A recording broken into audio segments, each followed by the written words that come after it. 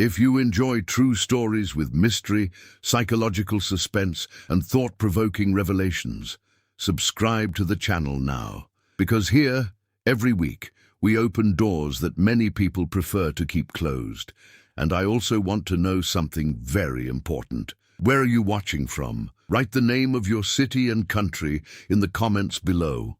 I always read them, and it's amazing to see how far these stories reach. The mansion was isolated in the countryside of USA, surrounded by ancient trees that seemed to have grown for the specific purpose of hiding what lay within. There were no nearby neighbors. There was no marked trail, just a rusty iron gate, fastened by an old chain that creaked at the slightest touch of the wind. When Ethan Caldwell stepped out of the helicopter that grey afternoon, the sound of the rotors echoed through the valley like an unwelcome intrusion. He didn't seem like someone who needed to prove anything to the world. At 47, he owned a real estate empire valued at billions. He bought skyscrapers in Manhattan as easily as someone buys a cup of coffee. But that property didn't make sense.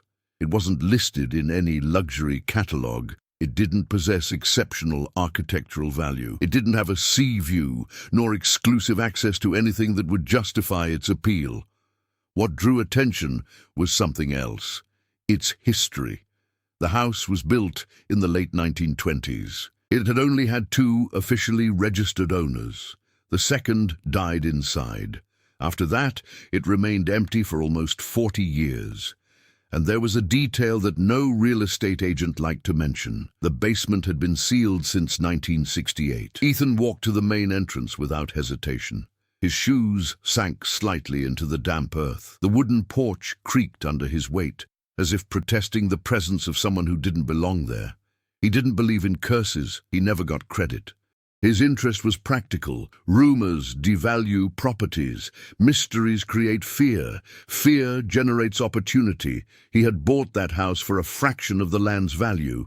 His initial plan was simple: renovate, document the restoration, and resell it for a profit. But upon entering the main room, something changed. The smell. It wasn't ordinary mold. It was denser, ancient, as if the air inside had been stagnant for decades, preserving not only dust, but untold stories. Light streamed through the tall windows, revealing particles floating like tiny fragments of suspended time. In the center of the room, there were marks on the floor. Deep scratches in the wood, forming irregular lines that went towards the hallway. Ethan crouched. He ran his fingers over the marks. That wasn't natural wear and tear. "Interesting," he murmured, without emotion. His legal assistant, Martin Hale, stood at the door, clearly uncomfortable. "The former owner stipulated in his will that the basement never be opened," Martin said, consulting a file. "It's documented. There's no formal explanation." Ethan stood up slowly. "Wills don't keep doors locked. Chains do." He followed the narrow corridor until he found the basement door. It was different from the others, thicker, reinforced with metal plates added later. The lock had been replaced at least twice, visibly, and there was something else. Marks around the frame, as if someone had tried to leave, do not enter, to go out.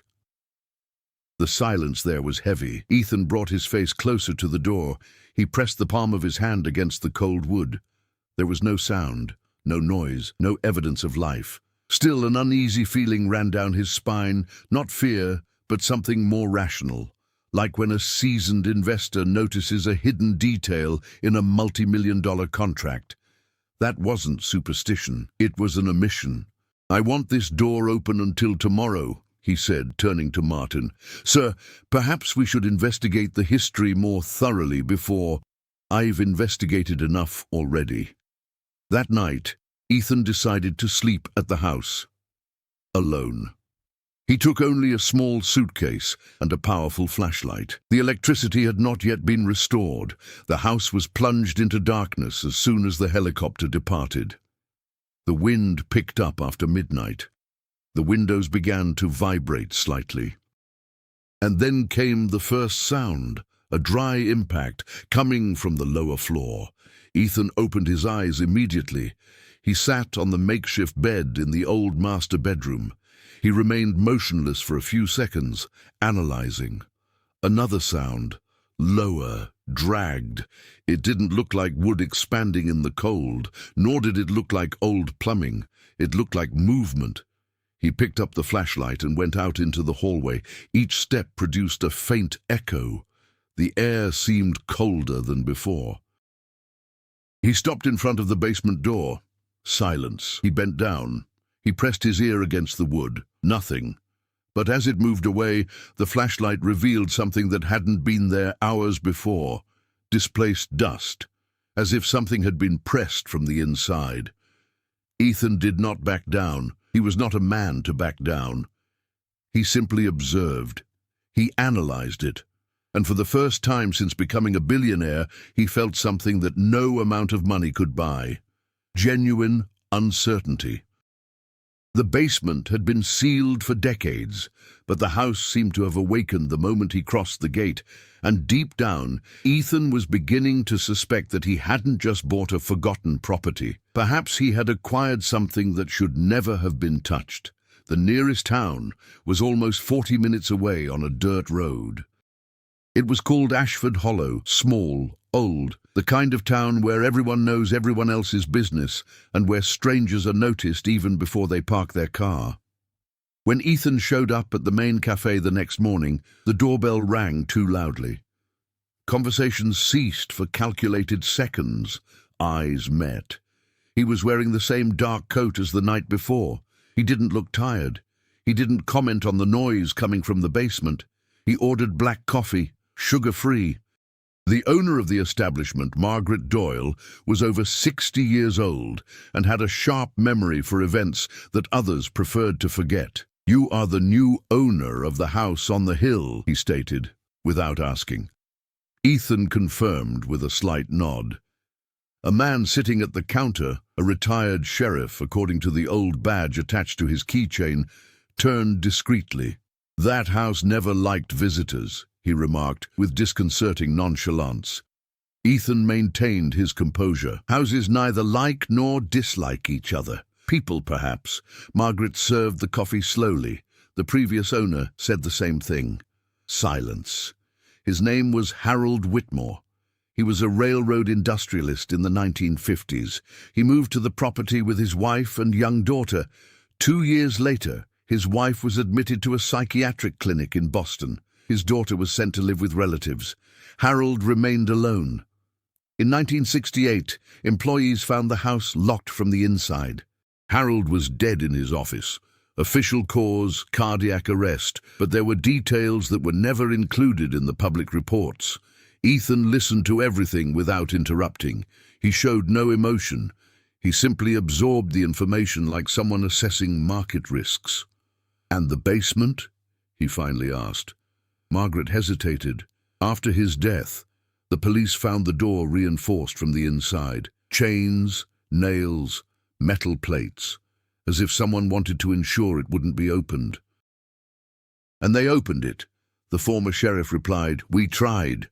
We couldn't. It seemed trapped by something we couldn't see." It wasn't superstition in his voice. It was frustration. Ethan finished his coffee and left an excessively high bill on the counter. "The door will be opened tonight." He left before anyone could answer. In the afternoon, he hired a small local team to assist with the structural inspection. Among them was Daniel Reyes, a civil engineer specializing in historical restorations. Daniel was not a man of fanciful stories. He was technical, precise, and methodical. Upon examining the foundation of the house, he noticed something unusual. "The original plans don't match what's here," he said, spreading papers across a dusty table. Ethan approached. "Explain." "The basement should occupy half of the current area, but according to external measurements, there is additional space. A compartment that does not appear in the official records." Ethan did not respond immediately. That wasn't just a sealed basement, it was an altered structure. "Intentionally," Daniel continued. "And there's more. The wood on the door was replaced around the 1970s, but the metal plates are newer. Someone came back here after Whitmore's death. Who would be interested in that? Ethan asked. Daniel shrugged. Someone who knew what they were trying to keep hidden. The atmosphere inside the house seemed heavier that day. The temperature fluctuated without clear explanation. The air felt thick near the basement hallway, as if its own microclimate existed there. During the inspection, they found old photographs stored in a locked drawer in the office. One of them caught my attention. Harold Whitmore was in the garden, smiling stiffly. Beside him, his young daughter held something in her hands. Ethan moved the image closer to the light. It wasn't a toy. It was a key too big for any standard house lock. On the back of the photo, a handwritten phrase, "If I forget, she will remember." Ethan didn't like riddles. I preferred clear contracts, defined numbers. But there, everything seemed wrapped in layers. As night fell, the team was reduced to just Ethan and Daniel. The rest cited urgent commitments and left the site before nightfall. The basement door remained intact. Thick chains crisscrossed the surface like metallic scars. Wide nails reinforced the edges. Daniel positioned the tools on the ground. "We can still wait," he suggested. Ethan shook his head. No, he wasn't driven by fear. He was driven by control, and the unknown for him was just a variable that hadn't yet been calculated. While Daniel was preparing the blowtorch to cut the main chain, Ethan noticed another detail. The dust in front of the door had stirred up again, but this time something was more obvious. A thin line, as if something had been dragged under the crack from the inside out. Daniel didn't see it, or pretended not to see. The first metallic crack echoed as the current began to give way. The house seemed to react. A deep creak ran through the structure, coming from the upper beams, like a distant groan. Daniel paused for a second. "The old structure reacts to vibrations," he explained too quickly. Ethan did not respond. With each layer removed, the air became colder, heavier, more alive. And then Daniel abruptly stopped working. "Ethan," she said, her voice low. He pointed to the center of the door. There was a mark that wasn't there before. It wasn't a scratch. It wasn't a crack. It was the clear impression of a hand. Inside. Daniel instinctively recoiled upon seeing the mark. The handprint was too clear to ignore. 5 elongated fingers, slightly distorted, as if they had been pressed against the wood with uneven force. Ethan did not walk away. He approached. He ran his fingers over the surface. The wood was cold, much colder than the rest of the house. "Condensation," Daniel said quickly. "Temperature differences can cause—" He interrupted his own explanation when he realized there was no moisture. Not a single drop, not a single typical vapor stain. The mark appeared to have been made under real pressure from the inside. Ethan picked up the flashlight and shone the light toward the bottom of the door. The gap was tiny, but enough to allow air to pass through. He knelt down and brought his face close. The smell was different now. Metallic. Old, like rust mixed with something organic that time hasn't been able to completely erase. "Continue," he ordered. Daniel hesitated for only 2 seconds before picking up the blowtorch again. The second chain crashed down with a bang. The sound echoed throughout the house, vibrating off the walls like a warning. Upstairs, a door slammed shut violently. The 2 men froze. "Wind," Daniel said again. But the air inside the corridor was still, heavy. Property. The last metal plate required the most effort. The screws were almost fused to the wood. When they finally gave in, only the main lock remained. Ethan watched every movement with surgical precision. It wasn't just curiosity now. There was something personal about it. He had spent his life controlling environments, negotiating risks, predicting scenarios. That door represented something different, a variable that did not respond to common logic. Daniel positioned the impact tool on the lock. "Last chance to back out," he murmured, trying to sound light-hearted. Ethan kept his gaze fixed on the door. Abra. The blow echoed like a muffled gunshot. A crack appeared around the lock. Second blow. The wood cracked. Third blow. The lock gave way. The door did not open immediately. It remained closed, as if something were holding it up from the other side. Daniel pushed cautiously. Nothing. He pushed harder. A drawn-out sound came from inside, like something heavy being moved slowly. The two exchanged glances. Ethan felt something new forming inside him. It wasn't fear, it was expected. Daniel applied full force. The door opened a few centimeters. The air that escaped was thick, cold, and laden with an indefinable odor.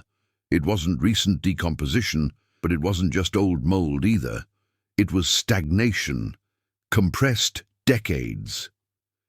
Ethan held the flashlight firmly and opened it a few more centimeters. The beam of light pierced the darkness. First, it revealed wooden steps leading down to the basement. Then, reinforced concrete walls. But something was wrong. The steps were clean, no accumulated dust, as if they had been used recently. Daniel noticed it too. That doesn't make sense. Ethan stepped down the first step. The sound echoed differently inside. The space seemed larger than expected. Second step. Third. The air grew colder with each step. When it reached the lower floor, the flashlight revealed what appeared to be only half of an ordinary basement. Old boxes stacked on top of each other, rusty tools, a wooden table in the center. Nothing extraordinary. But when the flashlight was turned towards the opposite wall, the true conflict was revealed. There was another wall, newly built. Compared to the rest of the basement, the concrete looked newer. No deep cracks, no uniform wear. "That's the extra space that doesn't show up in the plans," Daniel murmured, climbing down behind him. In the center of the wall there was a smaller door. No chains, no padlock. Just a simple lock, and deep marks around the doorframe, scratches, several, verticals. As if something had tried to get out. Again, Ethan approached slowly. Each footstep echoed too loudly. Daniel kept his distance, visibly uncomfortable. "Perhaps we should call the authorities before—" Ethan turned the doorknob. It wasn't locked. The door opened easily. The beam of light pierced the darkness of the hidden compartment. And then Ethan stopped. The space was small, no windows. In the center, a metal chair fixed to the floor, chains attached to their arms. And in the left corner, an old camera mounted on a tripod, pointed directly at the chair. Daniel felt his stomach churn. "What is that?" Ethan did not respond. The camera lens was still in position, as if waiting for someone. He approached the equipment. There was no dust accumulated on the lens. None. On the table next to them were boxes of old tapes, neatly arranged. Each one labeled only with dates. The most recent, October 1968. Ethan picked up one of the tapes.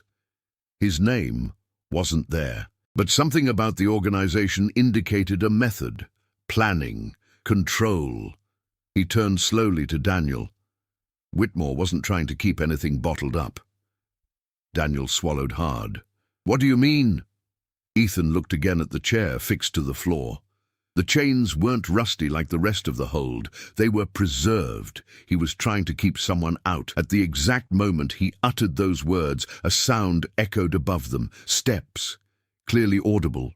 No walking above. Boards, heavy. And they belonged to neither of them. Ethan's flashlight flickered for a second. The darkness seemed to move. And for the first time since he had bought the property, he felt something that could not be turned into opportunity or profit. The house was not empty. And perhaps it never had been. The steps described above ceased as abruptly as they had begun. Ethan and Daniel remained motionless for a few seconds, listening. No further creaking, no doors closing. Just the compressed silence of the old house. Daniel was the first to move. "Someone came in," he said, his voice low but firm. Ethan turned off the flashlight for a moment. Total darkness. If there was someone upstairs, any movement would produce a sound. Nothing. He turned the light back on. Let's check it out. They climbed together. Each step seemed narrower now, as if the space had contracted. At the top, the corridor remained empty. The doors were closed, the windows untouched. But something was different. The photograph of Harold Whitmore and his daughter, which Ethan had left on his office desk, was no longer there. He walked to the room with controlled steps. The table was clean. The drawer where they found the photos remained closed. Daniel noticed the change in Ethan's expression. What it was, the photo is no longer here. Are you sure you didn't keep it? Ethan didn't answer. He opened the drawer. The other photographs remained there, neatly organized. Except for that one. The silence took on a new weight. Daniel began to walk through the rooms, checking doors and windows. No sign of forced entry, no trace of forced entry. However, in the main room, near the old markings on the floor, there was something new. A key. Big, heavy, old. Daniel picked it up carefully. It looks just like the one in the photograph. He hesitated. Ethan approached slowly. The key was too cold for an object that had supposedly only been there a short time. He showed no surprise, but something inside him was beginning to reorganize his priorities. That night, Ethan did not return to the hotel in the city. He stayed at the house. Daniel left before nightfall, claiming he needed to review the original blueprints at the office. His departure was too hurried to be casual. Alone again, Ethan decided to search for the whereabouts of Harold Whitmore's daughter. Her name was Eleanor Whitmore. Briefly hospitalized with her mother after the events of 1968. Afterwards, fragmented records indicated a name change of state, administrative silence. But there was something curious, a court case that was dismissed in 1974. Eleanor had filed a lawsuit against her father's estate. The process was concluded under seal. Ethan slowly closed the laptop.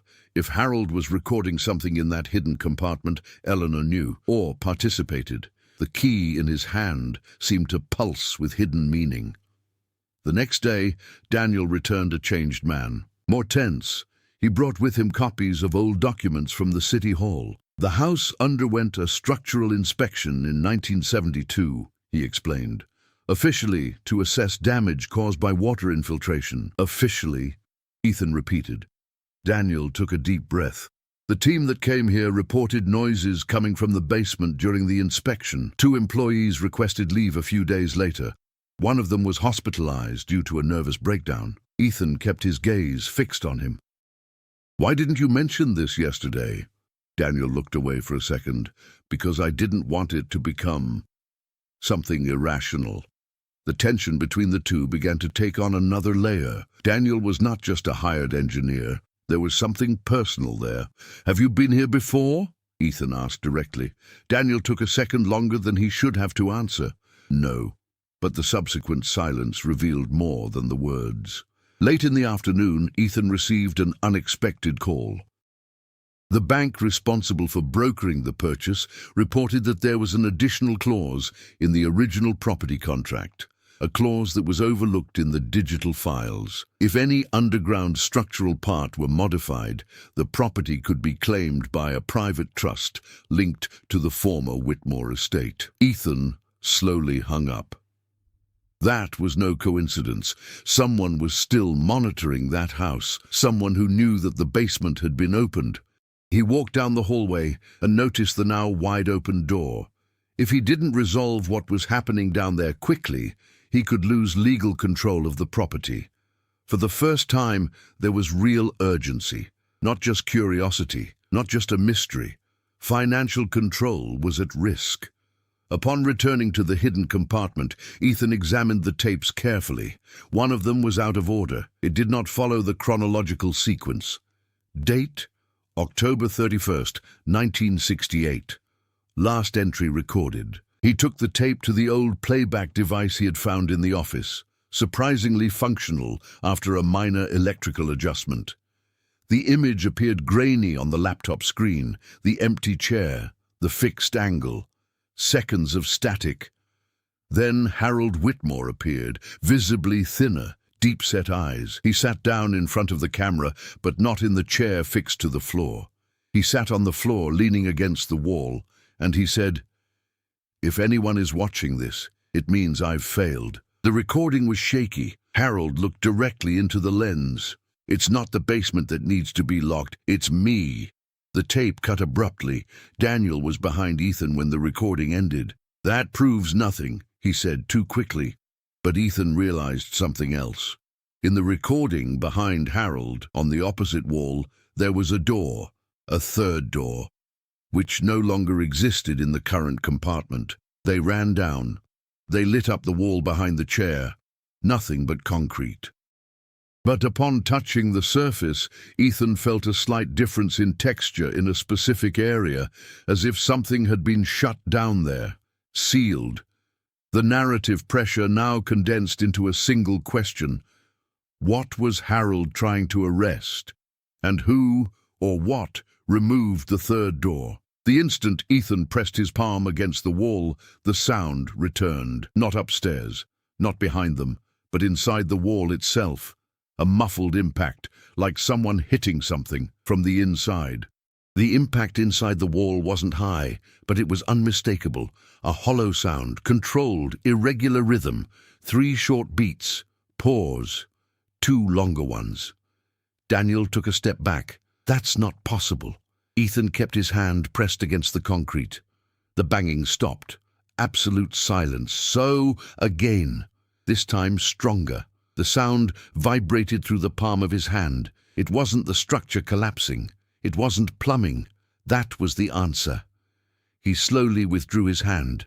"There's space behind that," he said, his voice firm. Daniel ran his fingers over the indicated area. The texture really did change there. The concrete seemed newer, less compacted. "If there is an additional chamber, it doesn't appear on any official plans," said Daniel, trying to return to a technical tone. "Then it was deleted," Ethan replied. Without hesitation, he ordered tools to be brought immediately. The urgency now wasn't just curiosity or profit. There was something afoot in that house. While Daniel went to get sledgehammers and light demolition equipment, Ethan went back to filming. He replayed the final seconds again. The video paused at the exact moment Harold mentioned, "It's not the basement that needs to be locked, it's me." Then he digitally enlarged the background of the image. There it was, the third door, with symbols scratched around the doorframe. These weren't random marks, they were repetitive lines, standards. Ethan felt a different kind of cold, not a physical one, strategic. Harold wasn't trying to contain anything inside the house. He was trying to contain himself. Daniel returned. "If this is structural, we could compromise the foundation," he warned. Ethan picked up the sledgehammer. "Then let's find out quickly." The initial impact against the wall echoed throughout the entire room. Nothing happened. Second impact. A thin crack appeared. Third impact. The sound changed. It was no longer solid concrete. It was hollow. The rhythm of the beats on the other side accelerated. Now there was no doubt. Something was there, and he reacted. Daniel started hitting as well. The concrete cracked into thick shards. Dust filled the air. Then, on the fourth combined impact, a larger piece gave way. An irregular opening appeared, and air came from inside her. It's colder, denser. It has a stronger metallic smell than before. Daniel shone a light through the crack. The beam of light pierced through the suspended dust and revealed a hallway, narrow, constructed with the same reinforced concrete, and at the end of the hallway a metal door, with small holes aligned horizontally, like an improvised cell. The banging stopped immediately when the opening was exposed. Total silence. Ethan widened the hole until it was possible to cross through. He went in first. The hallway was low. The air felt compressed. The walls were marked with deep scratches, dozens of them. But the most disturbing detail wasn't on the walls. I was on the ground. Nail marks, going from the metal door to the newly demolished wall, as if someone had tried to dig their way out for years, decades. Daniel whispered, "This can't be real." Ethan approached the metal door. There was a small window with a grate. He raised the lantern. It lit up the interior, and it froze. There was no creature. There was no corpse. There were no bones. The room was empty, except for a huge mirror fixed to the opposite wall, and in the reflection of the mirror, the image of Ethan, but not like he was there. In the reflection, he was wearing old-fashioned clothes. His hands were bound by chains, and there were deep scars on his own face, as if he had scratched his own skin. Daniel saw it too. He dropped the flashlight. The light swirled on the floor, casting distorted shadows across the walls. And when he shone the light back into the mirror, the image had returned to normal. Ethan Estava Ali. Book. No chains. Controlled breathing. But something inside him changed at that instant. He took a step back. The ground produced a cracking sound. And that's when he noticed another detail. On the inside of the metal door, there were inscriptions, names, dozens of them, scratched out forcefully. The last name on the list was a recent one. The letters still had a metallic sheen. Ethan Caldwell. Daniel turned pale. That's impossible. Ethan didn't say anything, but his eyes were fixed on the very name engraved there. The 1968 film kept echoing in his mind. It's not the basement that needs to be locked. It's me. The real turning point wasn't the existence of a secret compartment. It was the perception that the house wasn't holding random victims. She was reflecting something. It amplified something. Harold wasn't trying to keep anyone out. He was trying to stop something inside him from coming out. And now Ethan understood why he had felt control slipping away since he arrived. The house didn't choose because of fear. I chose based on profile. Men who believed they could control everything. Men who denied their darker impulses. The mirror did not show the gift. It showed potential. Daniel backed away down the hallway. We need to get out of here. But Ethan didn't move. His eyes remained fixed on his own name engraved on the door. The sound is back. This time, not behind the wall, not above, but inside the metal room. A slow scratch, coming from the mirror, and a thin crack began to form in the center of the glass. The crack in the mirror did not spread immediately. She grew up slowly, a thin line extending from the center, like a dark vein beneath the surface of the glass. Ethan didn't move. Daniel was already in the hallway, breathing with difficulty. Ethan, this isn't normal. There's no structural explanation for it. But the word structural no longer made sense there. The scratch came again, stronger, not from the concrete, not from the door, from the mirror. The surface reflected Ethan, but with an almost imperceptible delay, a microsecond out of sync. He raised his hand. The reflection then lifted. The difference was minimal, but real. Daniel noticed it too. We're seeing this at the same time, right? Ethan did not respond. The crack widened by a few more centimeters, and then it stopped. Absolute silence, as if something were waiting. Ethan stepped forward. Daniel took 2 steps back. Don't touch that, he warned. But Ethan had made worse decisions in his life under less evidence than that. He brought his hand close to the glass. He touched the cold surface with his fingertips. At that same instant, the reflection did not follow him. In the mirror, her older self, the one from the previous image, dressed in clothes from another era, moved independently. And she smiled. A small smile, controlled. Daniel saw. Ethan! The glass vibrated under the touch. It didn't break, but it produced a deep sound, like strained metal. And then something changed within Ethan himself. Not physically, but in posture. He blinked twice, as if waking from deep mental calculation. He slowly withdrew his hand. The reflex returned to normal synchronization. The crack remained, but did not advance. Daniel gripped his arm tightly. This isn't safe. Whatever this house is, it's not just old architecture or psychological trauma. There's something here reacting. Ethan finally spoke. It's not the house. Like this? He looked again at his own name engraved on the metal door. "It's a pattern." Daniel frowned. "What pattern?" Ethan left the metal room and returned to the main basement, taking a deep breath as if he were reorganizing a business strategy. He picked up the old tapes and began analyzing the dates. The recordings were not daily. They were spaced out.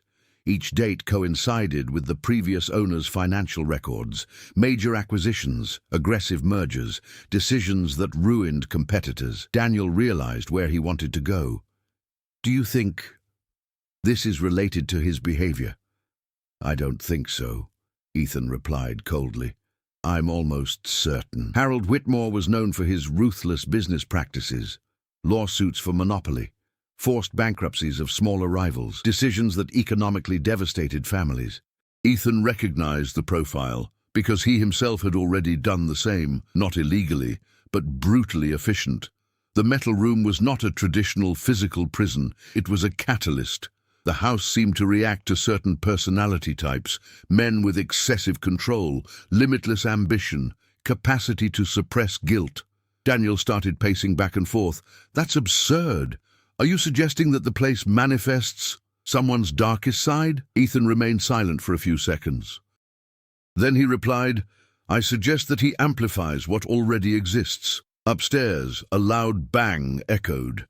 It wasn't footsteps this time. Something was falling. Heavy. The two ran upstairs. In the main room, they found the old bookcase overturned on the floor. The books were scattered, but not randomly. They formed a straight line on the floor, pointing to the basement hallway. Daniel began to sweat profusely. This is escalating. Ethan analyzed everything with unsettling attention. Among the books, there was an object that hadn't been there before. The missing photograph, Harold and his daughter, but now there was something different about the image. The key in the girl's hand was broken in half, and behind it, almost imperceptible, was the reflection of a mirror at the back of the garden, the same frame as the metal room. Daniel noticed the detail. "That's not possible. Photographs don't change." Ethan turned the photo over. On the back, the phrase had also changed. It used to say, "If I forget, she will remember." Now he was saying, "If I deny it, he'll take responsibility." The emotional impact hit Daniel hard. He took a step back. "We need to get out of here, now." But Ethan was still standing there. There was no panic in his eyes. There was recognition. Something inside him was aligning itself with the distorted logic of the house. His phone vibrated at that moment. It was a bank notification. An automated acquisition that he had programmed days before. A hostile takeover of a smaller family business. No renegotiation. Without warning. The same type of movement that Whitmore had made before each recording session. Ethan looked at the screen, then down to the basement hallway, and then something finally broke through his controlled expression. Not fear, but perception. Every decision he made from then on could strengthen what was happening inside the metal room. It wasn't about demolishing walls. It was about breaking a cycle. Daniel spoke in a trembling voice. "If this thing feeds on what you do, then every choice matters." The silence that followed was not empty. It was decisive. Down below in the hidden compartment, the mirror made a dry, crackling sound, as if the crack had spread a few more millimeters, even though no one was there to play. Ethan remained motionless for several seconds after receiving the bank notification. The hostile takeover could still be reversed. There were clauses, penalties, financial losses, nothing that really affected him. But for the first time, it wasn't about money. Down below, something was reacting to his choices, and that changed everything. He opened the app again. The operation was cancelled. Daniel watched in silence, without interfering. The confirmation appeared on the screen. Transaction aborted. At that same instant, the house produced a different sound. Not a bang. Not a scratch, but a dry crack came from the basement, like glass under tension relaxing slightly. Ethan looked up. "Did you hear?" Daniel nodded slowly. Yes. The two went down back into the hidden compartment. The air seemed less dense, still cold, still uncomfortable, but different. As they approached the metal room, they realized that the crack in the mirror had not progressed. On the contrary, one of the thinnest lines had disappeared. Daniel took a deep breath. That confirms it. Ethan stood before the mirror again. His reflexes were now synchronized. No delay, no strange smile, but there was still tension there. He knew that canceling a single decision wasn't enough. The house did not respond to symbolic gestures, it reacted to patterns, and his standard had been built up over decades. Ethan was not a man of emotional speeches. He did not apologize for the past. He didn't engage in monologues. Instead, he picked up the phone again. He made 3 calls. The first one is for your finance director. Suspend all ongoing aggressive acquisitions. I want direct renegotiation with each company involved. Silence on the other end. Sir, this jeopardizes our annual projection.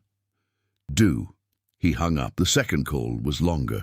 A former business partner whom he had forced into bankruptcy years before. I want to buy back your previous stake. In full, with interest. The reaction was one of disbelief. He didn't explain.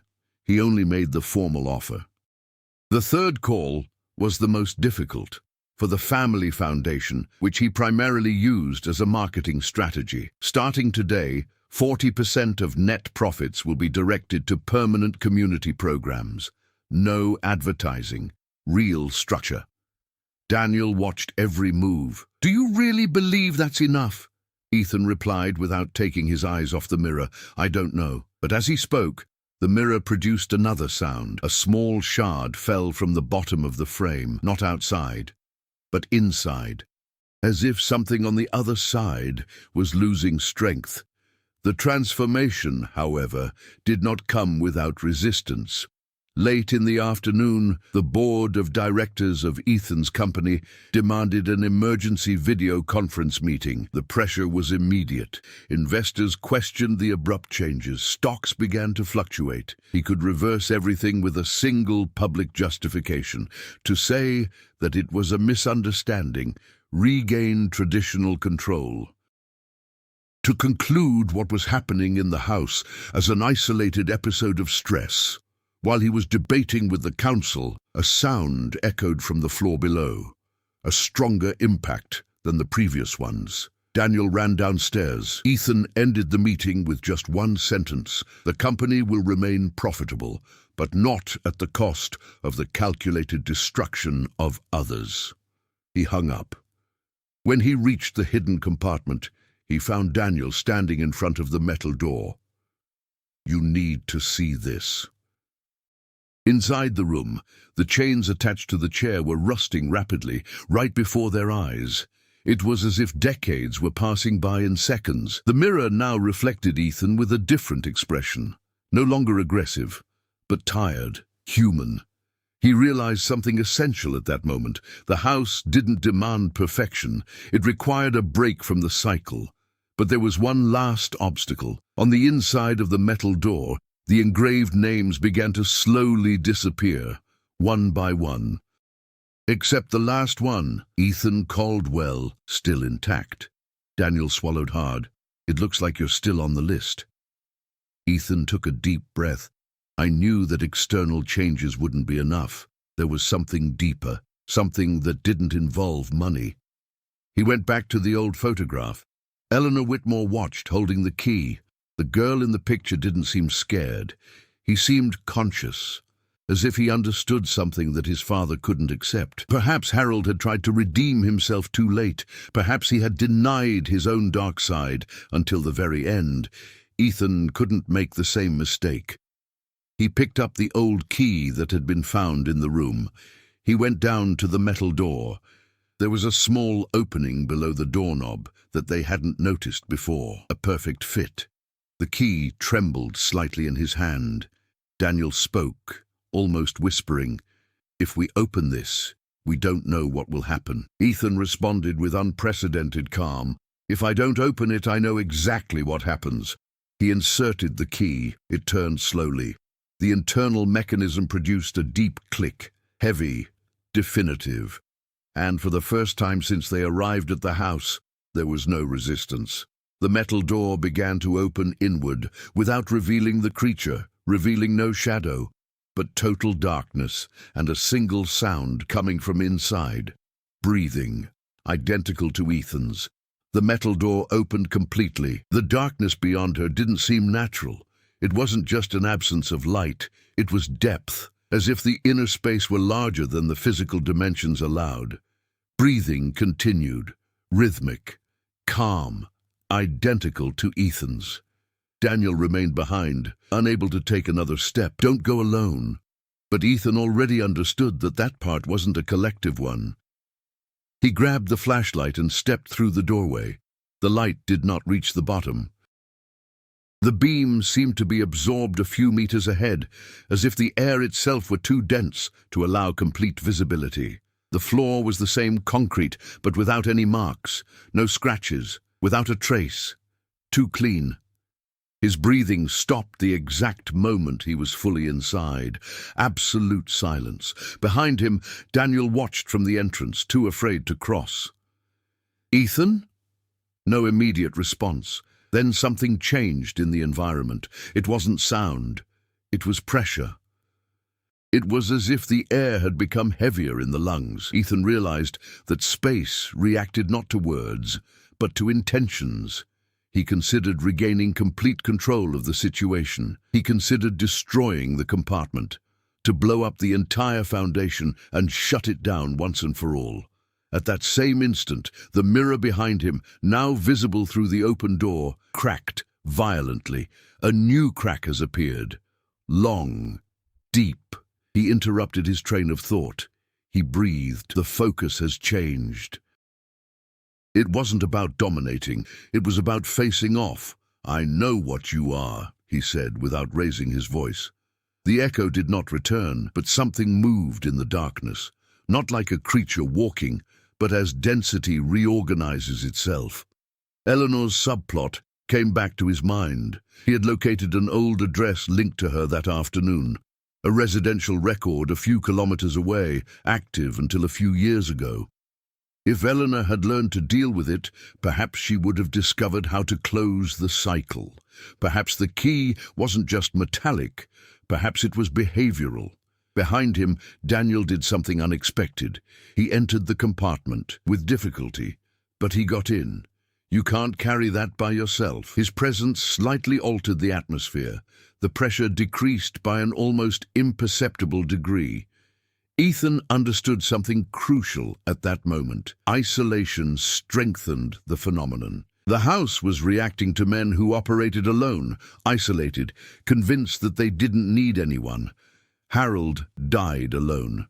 He had almost repeated the pattern. "Stay here," Ethan said, but this time it wasn't an authoritarian order. It was a strategic request. Daniel nodded. Ethan took 3 more steps into the darkness. Space finally answered. A shape began to take shape ahead. Not solid, not completely visible, but human, with the same physical features as him.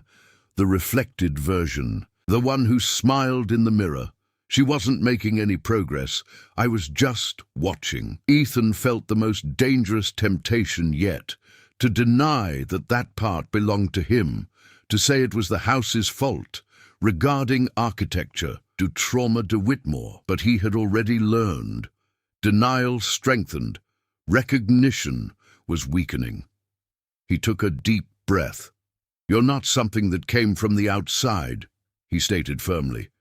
"You're what I avoided seeing." The shape wavered, like smoke under an invisible wind. The mirror behind them shattered another fragment. The names engraved on the metal door began to fade faster, except for one. He still had some left. Daniel watched everything, trembling but remaining still. "What are you doing now?" he asked. Ethan knew that the climax wouldn't be physical. It wouldn't involve fighting. It would involve a definitive choice. He took his phone out of his pocket. He opened the banking app again, not to cancel something, but to transfer majority control of the company to a previously structured collective board. He had been preparing this since the afternoon, not as a symbolic gesture, but as a real break from centralized power. Daniel understood what that meant. "You're giving up control," Ethan confirmed with a slight nod. When I pressed confirm, the environment reacted violently. The ground vibrated. The outside corridor produced a deep crack. The air became almost unbreathable for a few seconds. The figure in front of him took a step forward for the first time, and he spoke, with a voice identical to Ethan's. "Control is what keeps us alive." Ethan replied firmly, "No, control is what keeps us captive." The mirror shattered completely behind them. No glass flew. They disintegrated into dust. The figure swayed again, more unstable, but it's still present. The metal door began to close slowly on its own. Daniel realized. Ethan, time was running out. The cycle was being pushed to its limit, and the final decision needed to be made before the door sealed shut again. The figure before him extended its hand, not aggressive, inviting. One last temptation to remain as always. Outside, absolute power, absolute control, without vulnerability. The house awaited. The air was pressing down. The door closed inch by inch. Ethan had to choose. The metal door kept closing behind them, slowly, relentlessly. The sound of the mechanism echoed like a countdown. The figure in front of Ethan had its hand outstretched. The face was his own, but more rigid, colder, without hesitation. "Control is survival," he repeated the phrase, in a voice identical to his own. Daniel was just a few meters away, shouting something that was no longer possible to distinguish. The air was too heavy. The pressure in my chest was almost unbearable. Ethan knew that moment wasn't symbolic. It was structural. The house had been built as a retaining wall. Whitmore had failed because he tried to imprison his own reflection without accepting it. He tried to lock the basement. He tried to lock himself in, but he never confronted it. Ethan breathed heavily.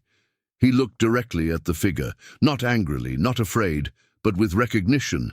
"You brought me all this way," he said, "but you're not the one who decides what I do now." The figure tilted its head slightly. "Without me, you are nothing." Ethan felt the weight of that sentence. For decades, he believed that coldness was strength, that crushing competitors was efficiency, that empathy was a strategic weakness. The figure wasn't lying. She had been essential in building the empire he had, but he had also isolated him. The door behind them was almost closed. There was only a narrow opening left. Daniel held the edge, preventing it from sealing completely. "Ethan, now!" There was no time to allow for lengthy reflection. The decision needed to be action. Ethan did something unexpected. He did not back down. He did not attack. He did not touch the outstretched hand. He moved forward. He embraced the figure. Daniel screamed, believing it was a fatal mistake. But the contact was not violent. It was intense. Ice cream. How to embrace your own shadow. The figure tried to resist. He tried to get rid of it. But Ethan stood firm. "You are a part of me," he said with effort, "but you no longer control me." The environment reacted explosively. The ground vibrated with maximum intensity. The concrete in the walls began to crack. The air pressure transformed into circular wind within the enclosed space. The name Ethan Caldwell, engraved on the metal door, began to glow with a reddish hue. The figure contorted itself within the embrace. "Without control, you will be destroyed." "No," Ethan replied firmly. "I would be off balance." The word resonated differently. Balance, no negation, no destruction. Integration. The final crack went all the way through the outer wall of the compartment. Daniel lost his support. The metal door started opening again on its own. "Do not close. Open." The figure began to lose definition. The hardened face softened. The tension disappeared. And then something unexpected happened. Instead of disappearing, the form merged, not like smoke dissipating, but as a reflex returning to the original body. Ethan felt an internal impact, not physical, but profound. Memories he had ignored resurfaced, companies ruined, families affected, cold decisions. He didn't fall apart. He didn't fall to his knees. He remained standing, but it changed. The air became breathable again. The pressure subsided. The dark space beyond the door began to visually shrink, as if impossible depths were being drawn up. Daniel watched, incredulous. The mirror no longer existed. The metal room was empty, no picture, no altered reflexes. The chair with the chains finally detached from the floor and tipped over on its own. Rust consumed the metal in seconds. On the door, all the names disappeared, including the last one. Silence. Full. Real. Ethan turned to Daniel. His eyes looked different, no more calculating, no longer empty, but aware. "Is it over?" Daniel asked. Ethan looked around. The walls of the corridor were becoming more stable. The cracks stopped advancing. The extra space seemed smaller, as if it had never been so profound. "It's not over," he replied. "It's been resolved." They exited the compartment. The metal door remained open, but now it revealed only a small, ordinary room, without infinite darkness, without depth. "It's impossible." The whole house felt lighter. The air was circulating. The metallic smell had disappeared. Outside, the wind died down, and for the first time since he arrived, Ethan felt no need to control his surroundings. I felt responsible for him. The real conflict was not against any entity. It went against the pattern he had chosen to uphold for years, and at that moment he had done something he had never done before, accepting weakness as part of strength. The basement no longer needed to be sealed, but he no longer needed to be feared. Daniel took a deep breath. "What do we do now?" Ethan looked at the staircase that led to the surface. "Now, we're rebuilding, not the house, but the rest." The following morning dawned silently. No strong winds, no inexplicable creaking noises, no air pressure. The house, which had once seemed to hold decades of pent-up tension, now breathed naturally. Light streamed through the windows without revealing heavy particles of dust. The metallic smell had completely vanished. Ethan remained alone in the main room for a few minutes, observing the space. There was no euphoria. There was no sense of epic victory. There was clarity. Daniel arrived shortly after, bringing coffee from the city. "Did he sleep?" he asked. "Enough," Ethan replied. They went down to the basement together for the last time. The hidden corridor still existed, but smaller. The metal compartment was just a simple room now. No strange echo, no impossible depth. The rusty chair lay fallen in the corner, irrelevant. The mirror did not return. And on the metal door, there were no more names. Daniel touched the wall where there had previously been a third chamber, solid concrete. No vibration, no response. "It seems ordinary," he said, almost surprised. Ethan nodded, "because now it is." But the biggest change wasn't in the architecture. It was among the decisions that had already been initiated. Over the following weeks, the external impact was immediate. The market reacted with distrust to Ethan's company's strategic changes. Stocks fluctuated. Headlines speculated about a leadership crisis. Some investors withdrew. Others have publicly questioned the new stance. He didn't back down. He renegotiated aggressive contracts, reversed predatory acquisitions. He created genuine partnership programs with small businesses that would otherwise have been absorbed or eliminated. It wasn't charity. It was an ethical restructuring. The difference was noticeable. Internally, executives who thrived only under extreme pressure began to leave. In their place came leaders with a collaborative profile. The company stopped growing at an explosive rate, but it became stable, sustainable. Daniel stayed by his side throughout the house renovation process. The structure was restored, but the basement was not removed. He was kept open, illuminated. No sealed doors. Ethan made sure the space was integrated into the official property plan.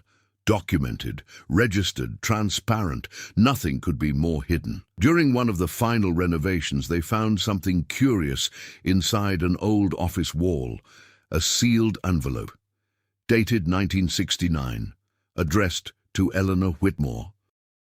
Ethan opened it carefully. Inside there was only a short letter written by Harold. "I tried to lock away what I should have faced.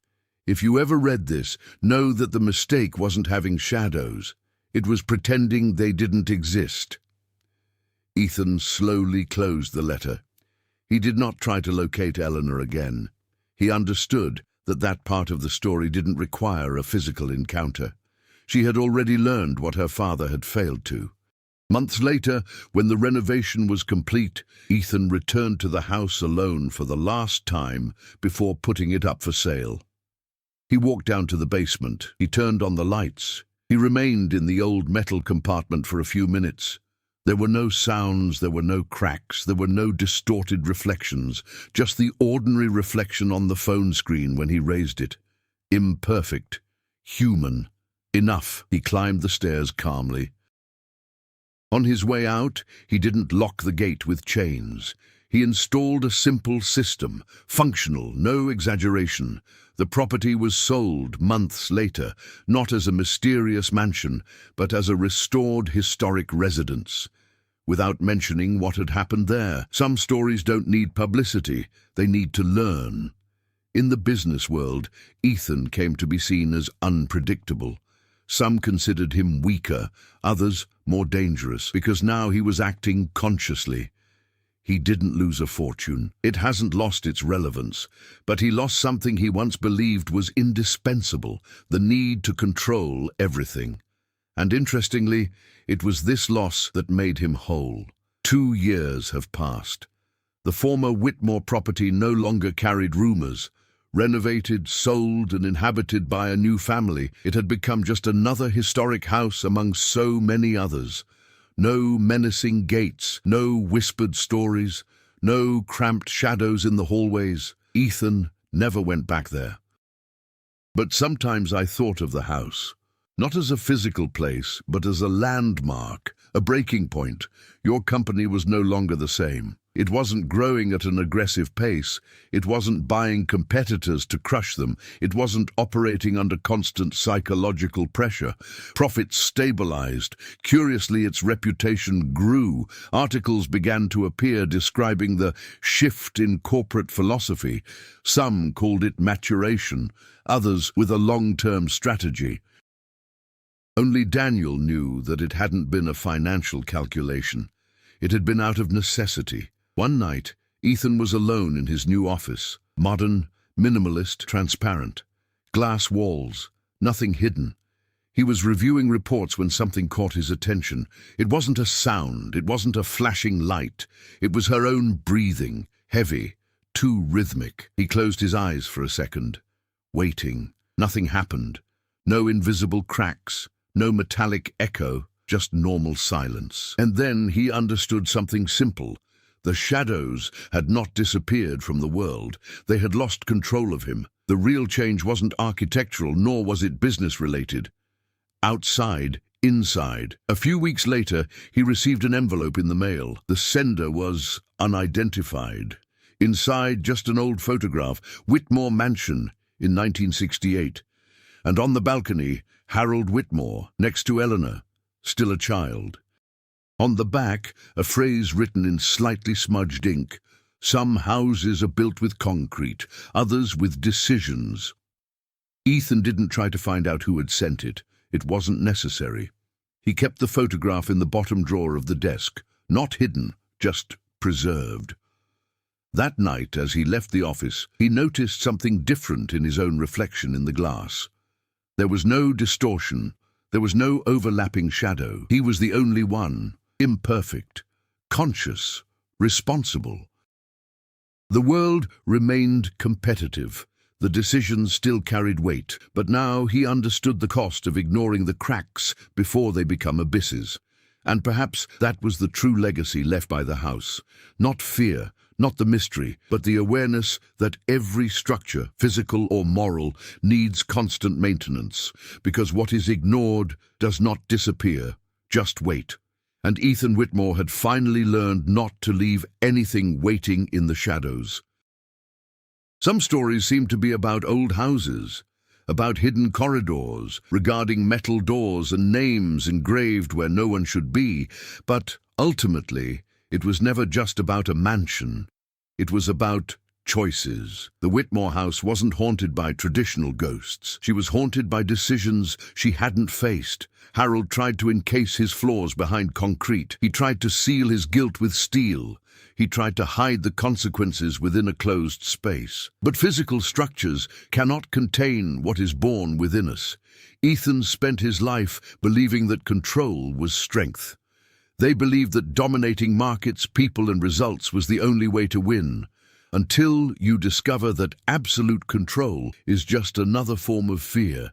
The fear of facing failure, the fear of taking responsibility, the fear of admitting that certain decisions create repercussions. The house cast no shadows. She simply amplified the ones that already existed. When Ethan decided to confront what was hidden, not just in the basement but in his own behavior, something changed.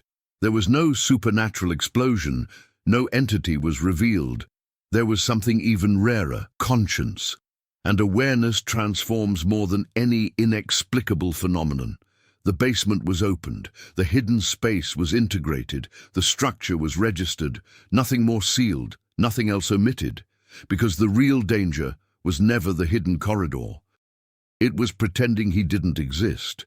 In the real world, many houses remain standing like this, companies built under extreme pressure, families sustained by heavy silences, people who lock their mistakes behind doors they swear they'll never open again. But concrete always cracks. The question is, not with cracks will appear, that's when. And when they appear, there are only two choices: strengthen the structure with truth, or build another layer of denial on top. Ethan chose to reinforce. He paid a price. It lost speed. It lost some of the admiration that was based on fear. But he gained something that no contract could buy: wholeness. Perhaps the greatest lesson from this story is simple and uncomfortable. It is not the shadows that destroy us. It's the ongoing effort to pretend they don't exist. If there is something sealed in your own life, if there's a basement you avoid visiting, perhaps it's not necessary to demolish everything. Perhaps turning on the light will be enough. Open the door and accept what you find there, because that which is confronted loses its power to haunt, and what is accepted ceases to echo in the corridors of consciousness. Whitmore House didn't need to be destroyed. She needed to be understood, and maybe us too. If you've made it this far, I want to know, what part of this story affected you the most? Was it the hidden basement, Harold's decisions, or is it Ethan's silent transformation? Comment below.